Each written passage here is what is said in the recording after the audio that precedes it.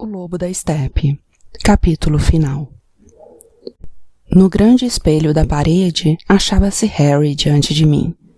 Seu aspecto não era melhor do que na noite em que, após a visita ao professor, entrou no baile do Águia Negra.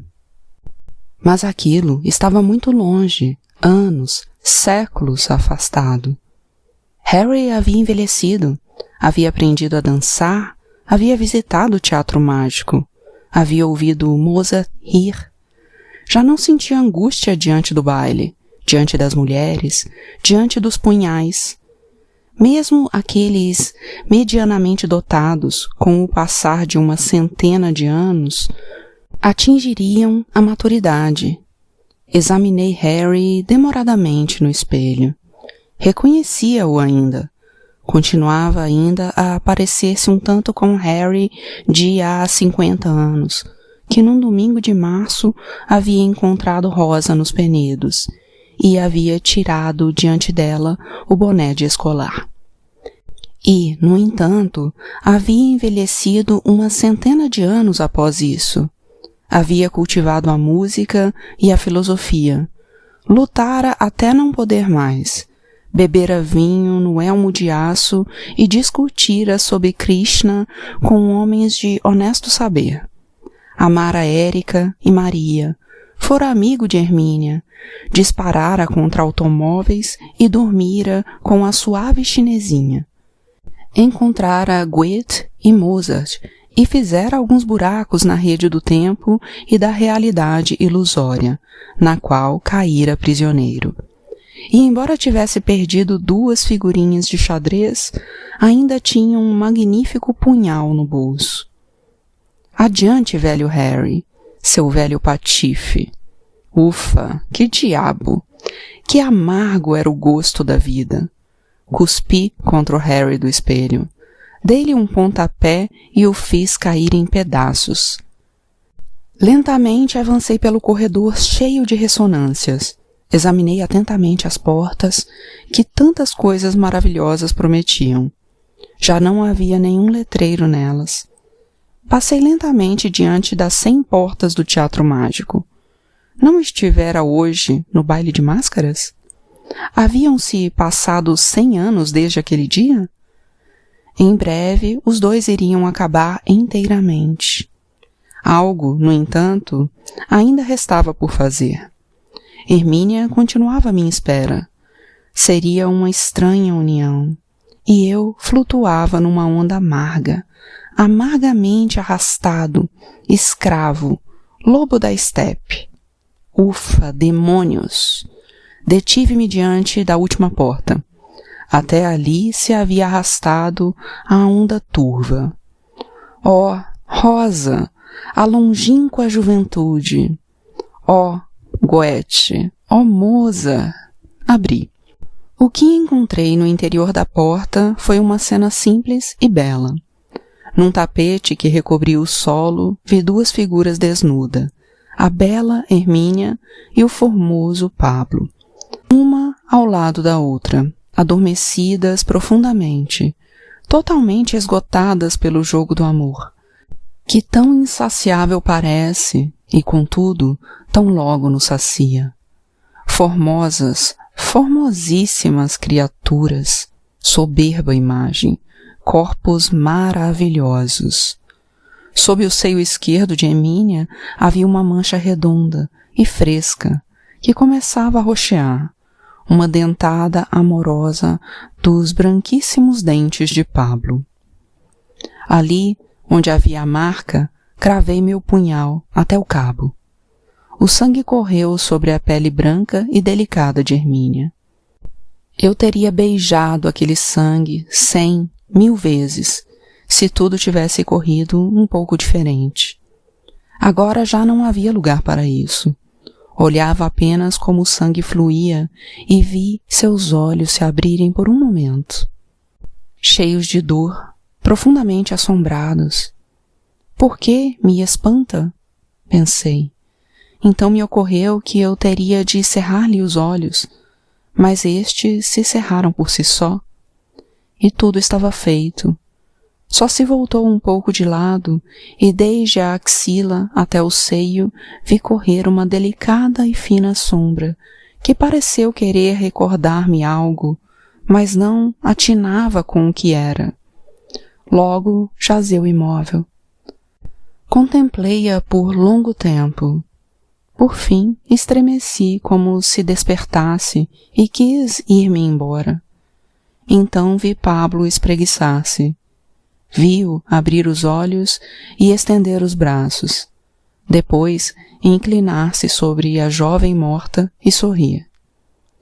Esse camarada nunca levaria nada a sério, pensei comigo. Será que tudo é para ele motivo de riso? Pablo apanhou cuidadosamente a ponta do tapete e cobriu com ele o corpo de Hermínia até a altura do peito, de modo a encobrir a ferida, e saiu imperceptivelmente do palco. Onde iria? Todos estavam me deixando só.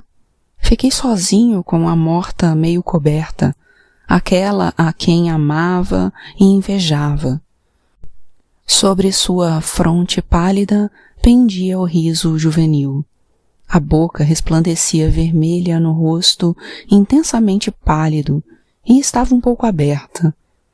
Os cabelos perfumavam suavemente o ambiente e deixavam ver a orelha bem modelada. Seu desejo se havia se cumprido. Antes que fosse inteiramente minha, havia matado o meu amor. Fizera o impensado, e então me ajoelhei diante dela e fitei-a fixamente, e não sabia o que essa ação significava, se fora justa e boa ou totalmente o contrário. Que diria o prudente jogador de xadrez? Que diria Pablo?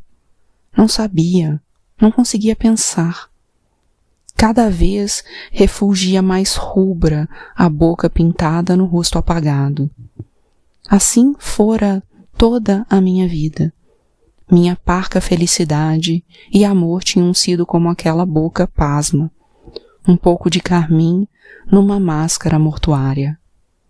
E do rosto morto, dos braços, ombros mortos, dos mortos braços brancos que exalavam horror, que se aproximava lentamente, uma solitude e um deserto hibernal.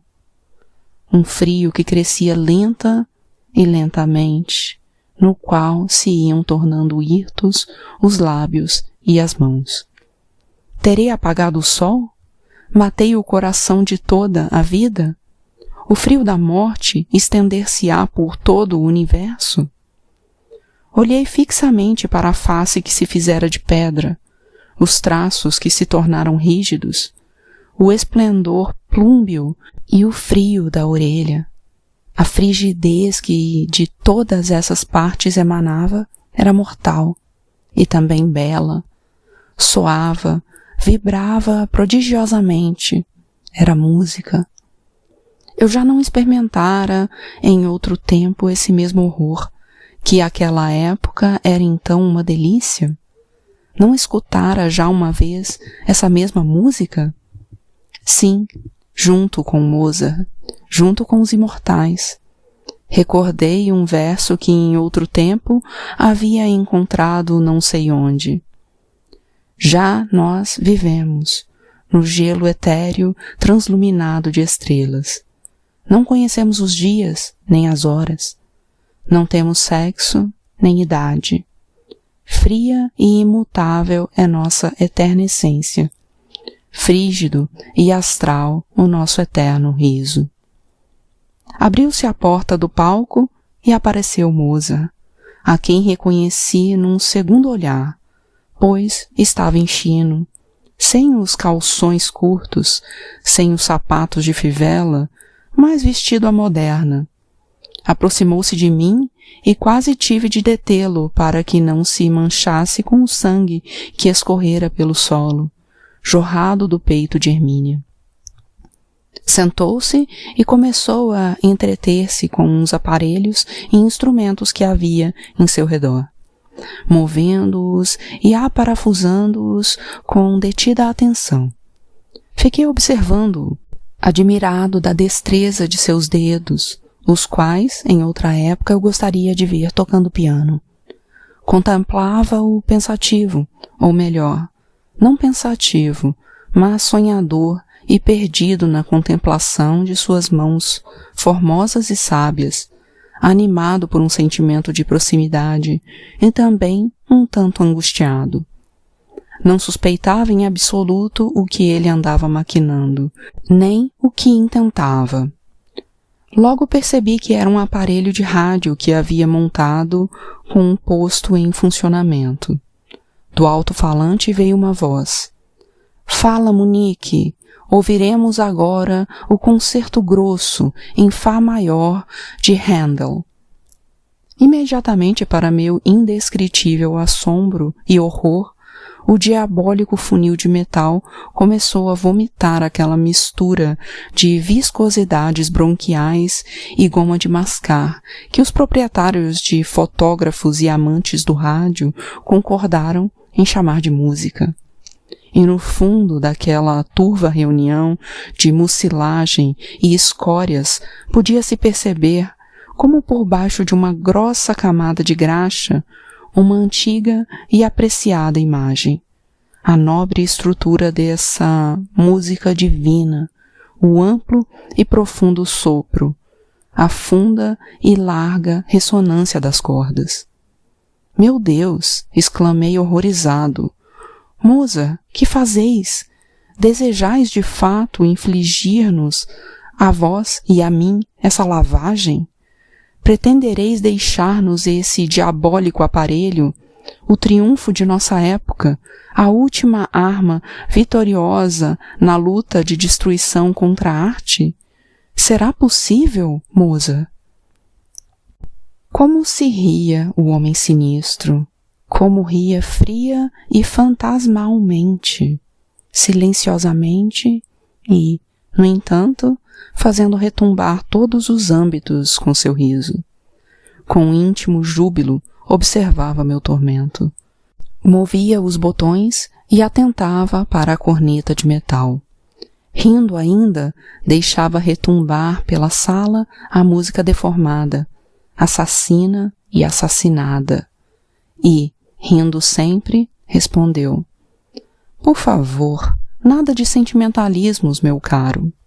Prestou atenção ao retardando? Um achado, não? Isso mesmo. E agora, meu impaciente senhor, permita que o sentido desse retardando lhe penetre o espírito. Está ouvindo os baixos? Caminham como deuses. Deixe que penetre e tranquilize o seu inquieto coração este capricho do velho Handel. Ouça de novo. Ó, feliz. Ouça sem sentimentalismo nem zombarias e deixe passar, por trás do véu deste ridículo e imbecilizante aparelho, a forma distante dessa música divina. Preste atenção que aprenderá algo. Observe o que este alto-falante idiota, o mais estúpido e inútil objeto que o mundo contém, consegue fazer. Apodera-se de certa música tocada em qualquer parte, sem qualquer seleção ou refinamento, e, além disso, lamentavelmente desfigurada, e carrega para um espaço que não lhe pertence. E, contudo, nada pode destruir o espírito original dessa música, mas apenas manifestar nela a própria técnica torpe e a febre de atividade isenta de qualquer espírito. Ouça com atenção, ó infeliz. O Senhor tem necessidade dela.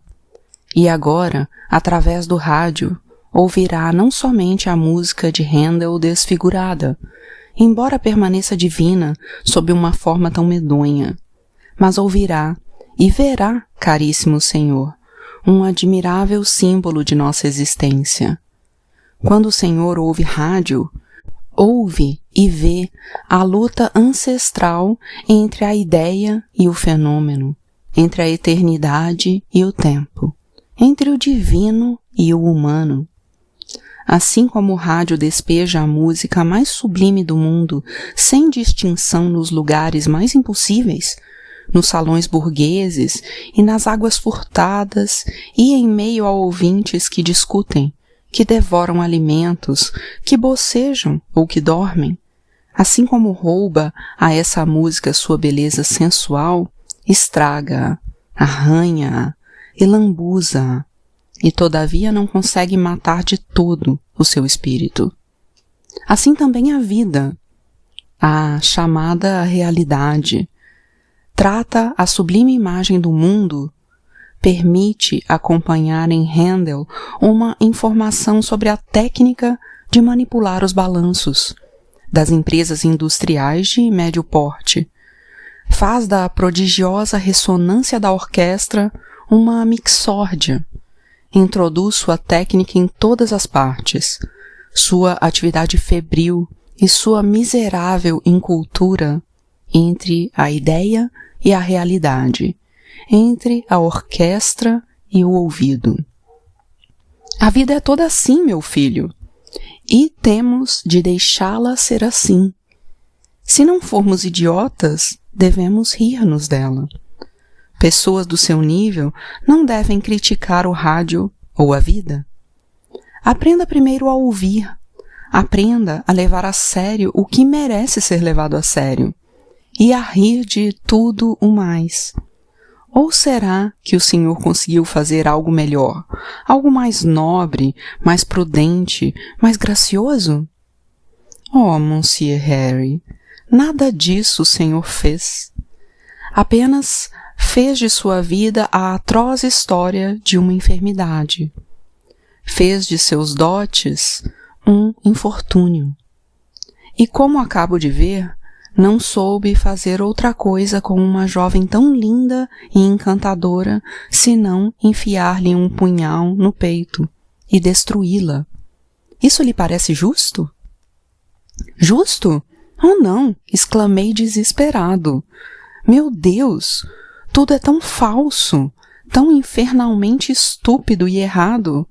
Sou uma besta, Mozart, um animal estúpido e cruel, enfermo e estropiado. Tendes 1000 vezes razão. Mas no que respeita à moça, foi ela mesma quem o quis. Eu apenas lhe satisfiz a vontade. Mozart riu-se em silêncio, mas teve a grande amabilidade de desligar o rádio. Minha justificativa soou a mim mesmo, desde logo, inteiramente insensata, embora tivesse nela acreditado com toda a minha alma. Quando Hermínia me falou a propósito do tempo e da eternidade, ocorreu-me de pronto. Cheguei a ver em seus pensamentos um reflexo dos meus, mas aceitei como evidente que a ideia de fazer-se matar por mim não passava por inteiro de um capricho e de um desejo pessoal de Hermínia, sem a menor influência de minha parte. Mas, por que não limitei então a aceitar e a crer essa ideia tão espantosa e surpreendente? Mas ainda cheguei a adivinhá-la? Talvez porque fosse também minha? E por que matar a Hermínia precisamente no momento em que a vi nua, nos braços de outro? A gargalhada de Mozart ressoou sábia e irônica. Harry, disse, isso é uma pilhéria. Será possível que esta jovem não desejava do Senhor outra coisa senão que lhe desse uma punhalada? Vá dizer essa para outro. Bem, pelo menos soube fazê-lo com certa perícia. A pobre moça está bem morta. Já está em tempo de apurarem as consequências de sua galanteria para com esta jovem. Ou pensa, acaso, escapar das consequências? Não, gritei. Não me compreendeis de todo? Fugir às consequências? Não aspiro a outra coisa senão pagar, pagar e pagar. Deitar a cabeça sob o cutelo e deixar que baixe sobre mim o castigo e o aniquilamento. Mozart olhou para mim com intolerável ironia. O senhor é sempre patético. Mas tem de aprender o que é humor, Harry.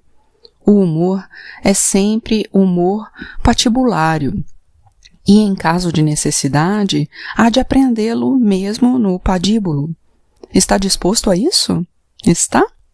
Pois bem, então apresente-se ao juiz e deixe que todo o aparato sem humor da justiça humana caia sobre seus ombros, e sua cabeça seja dele separada numa fria manhã no pátio de um cárcere. Está preparado para isso? Um letreiro brilhou de súbito diante de mim. Execução de Harry. E com um movimento de cabeça manifestei minha aprovação. Um pátio sombrio entre 4 muros, com janelas estreitas e fechadas por grades. Uma guilhotina preparada. Uma dezena de homens vestidos de túnicas, e no meio deles, eu, tiritando na luz acinzentada do amanhecer, com o coração oprimido pela angústia e o medo, porém disposto e conformado. Dei passos à frente quando assim me ordenaram, e ajoelhei-me quando me mandaram. O juiz tirou o barrete, limpou a garganta, todos os outros senhores também limparam a garganta. Abriu um documento oficial e, segurando-o à sua frente, leu: Meus senhores, em vossa presença está Harry Hayler, acusado e julgado culpado de uso fraudulento de nosso teatro mágico.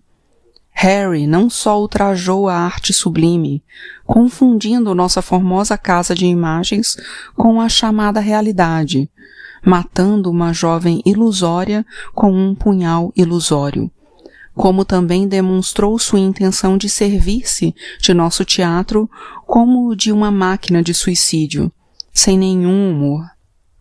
Em consequência, condenamos o mencionado Sr. Hayler à pena de vida eterna e à proibição por 12 horas de entrar em nosso teatro. Tampouco poderemos perdoar ao condenado o castigo de lhe rirmos na cara. Senhores, todos juntos. 1, 2, 3. Ao 3, todos os presentes prorromperam uma gargalhada unânime, uma gargalhada em coro elevado, uma gargalhada do além, dificilmente suportável pelos ouvidos humanos. Quando voltei a mim, vi Mozart sentado ao meu lado como antes, tocando-me nos ombros e dizendo-me: acabou de ouvir a sentença. Já pode ir se acostumando a ouvir a música de rádio nessa vida. Isso lhe fará bem. O senhor é extraordinariamente mal dotado. Não passa de um cabeça dura, mas irá compreendendo pouco a pouco o que se espera do senhor. Tem de aprender a rir. Isso é o que se exige. Tem de compreender o humor da vida, o humor patibular. Mas, é claro, o senhor está preparado no mundo para tudo, menos para o que se lhe pede. Está preparado para matar mocinhas, para deixar-se julgar solenemente. De certo, também está preparado para mortificar-se durante 100 anos e mesmo flagelar-se, não é verdade? É verdade. Estou preparado de todo o coração, exclamei em minha miséria. Naturalmente, o senhor está disposto a qualquer tolice que careça de humor, meu caro, para tudo o que seja patético e destituído de graça. Mas eu não estou disposto a dar-lhe nada por toda a sua romântica penitência. O senhor quer ser julgado, quer que lhe cortem a cabeça, ó sanguinário. Por esse estúpido ideal seria capaz de dar outras 10 punhaladas. O senhor está disposto a morrer, seu covarde, mas não a viver. Ao diabo, mas terá que viver. Seria bem merecido que o condenássemos à pena máxima. Oh, e qual seria a pena máxima? Podíamos, por exemplo, ressuscitar a moça e casá-lo com ela. Não, a isso não estaria disposto. Seria uma desgraça. Como se não fosse uma desgraça toda a confusão que o senhor já preparou? Mas vamos acabar de vez com todo o patético e os golpes mortais. Já está na hora de ser razoável. O Senhor tem de viver e aprender a rir. Tem de aprender a escutar a maldita música de rádio da vida. Tem de reverenciar o espírito que existe por trás dela e rir-se da algaravia que há na frente. É tudo o que exigimos do Senhor. Lentamente, por entre dentes cerrados, perguntei: e se eu não me submeter? E se eu vos negar, Sr. Mozart, o direito de dispor do lobo da estepe e de vos imiscuirdes em meu destino? Então, disse Mozart calmamente, eu o convido a fumar um dos meus maravilhosos cigarros. Dizendo isto, e enquanto tirava num passe de mágica um cigarro do bolso do colete e mo oferecia, deixou de ser Mozart e, fitando-me calidamente com seus olhos exóticos, converteu-se em meu amigo Pablo. Bem assim, no homem que me havia ensinado a jogar com as figurinhas no tabuleiro de xadrez. Pablo! Exclamei palpitando. Pablo, onde estamos? Pablo deu-me o cigarro e ofereceu-me fogo. Estamos, disse rindo, em meu teatro mágico. E se quiseres aprender a dançar o tango, ou ser um general, ou conversar com Alexandre, o Grande, tudo isto estará à sua disposição da próxima vez. Mas devo dizer-te, Harry, que me decepcionaste bastante. Esqueceste horrivelmente de ti. Quebraste o humor do pequeno teatro e cometeste uma felonia. Mataste a punhaladas e manchaste o nosso belo mundo de imagens com as nódoas da realidade. Isso não foi correto de tua parte. Espero, pelo menos, que o tenhas feito por ciúmes, quando viste Hermínia dormindo nos meus braços. Infelizmente, não soubeste manejar essa figura. Imaginei que havias aprendido o jogo melhor. Espero que procedas melhor da próxima vez. Apanhou Hermínia, que se havia convertido, de súbito, numa figurinha de xadrez em seus dedos, e guardou-a no mesmo bolso do colete que antes havia tirado o cigarro. Prazerosamente saboreei o doce e pesado fumo do cigarro. Senti-me exausto e disposto a dormir um ano inteiro. Agora compreendia tudo. Compreendia Pablo, compreendia Mozart. Ouvia algures atrás de mim seu sorriso espantoso. Sabia ter em meu bolso centenas de milhares de figurinhas do jogo da vida. Suspeitava, emocionado, o sentido. Tinha a intenção de iniciar de novo o jogo, de voltar a estremecer diante de seus desatinos, de voltar a percorrer o inferno do meu interior. Não uma vez, mas sempre. Da próxima vez, saberia jogar melhor. Da próxima vez, aprenderia a rir. Pablo me esperava. Mozart também. Nota do autor. 1961. Os escritos poéticos podem ser compreendidos e incompreendidos de muitas maneiras. Na maior parte dos casos, o autor não constitui a autoridade mais indicada para decidir até que ponto o leitor compreende e onde começa a incompreensão. Não são poucos aqueles a cujos leitores sua obra parecia muito mais clara do que a eles próprios. Além do mais, as incompreensões até que podem ser frutíferas sobre certas circunstâncias. Contudo, parece-me que, de todas as minhas obras, O Lobo da Estepe é a que vem sendo mais frequentemente e violentamente incompreendida. E o curioso é que, em geral, a incompreensão parte mais dos leitores entusiastas e satisfeitos com o livro do que dos leitores que o rejeitaram. Em parte, mas só em parte, isso pode ocorrer com tal frequência em razão de este livro trata de problemas peculiares a essa idade, cair não raro em mãos de leitores muito jovens. Mas, entre leitores da minha própria idade, também tenho encontrado com frequência alguns que, embora bem impressionados com o livro, só percebem estranhamente apenas uma parte do que pretendi. Tais leitores, ao que me parece, reconheceram-se no Lobo da Estepe, identificaram-se com ele, sofreram suas dores e sonharam seus sonhos, mas não deram o devido valor ao fato de que este livro fala e trata também de outras coisas. Além de Harry Hayler e de seus problemas, que fala a propósito de um outro mundo mais elevado e indestrutível, muito acima daquele em que transcorre a problemática vida de meu personagem. O Tratado do Lobo da Estepe e outros trechos do livro que versam questões do espírito abordam assuntos de arte e mencionam os imortais. Opõe-se ao mundo sofredor do Lobo da Estepe com a afirmativa de um mundo de fé, sereno, multipersonalístico e atemporal. O livro trata, sem dúvida alguma, de sofrimentos e necessidades, mas mesmo assim não é um livro de um homem em desespero, mas o de um homem que crê. É claro que não posso, nem pretendo dizer aos meus leitores como devem entender a minha história. Que cada um nele encontre aquilo que lhe possa ferir a corda íntima e o que lhe seja de alguma utilidade.